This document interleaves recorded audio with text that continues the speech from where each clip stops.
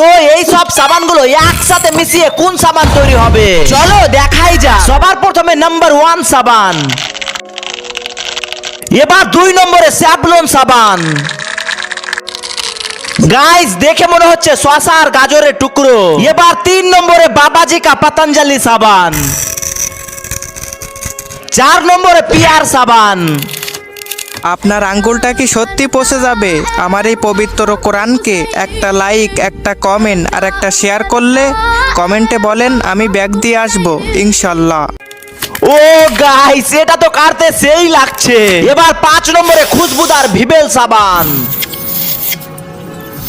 এবার 6 নম্বরে সবার ফেভারিট সন্তুর সাবান। এবার সবশেষে সুপারহিট ফাইমা সাবান। দেখো গাইস দেখতে কত সুন্দর লাগছে। চলো এবার এগুলোকে একসঙ্গে মিক্স করব। এর মধ্যে দিয়ে দেব একটা শ্যাম্পু আর এগুলোকে কিছুক্ষণ কেসের মধ্যে রাখতে হবে। গাইস এবার হলো ফাইনাল রেজাল্ট দেখো। দাঁড়াও গাইস কেউ বাজে কমেন্ট করবে না, এগুলো ডেট ওভার সাবান।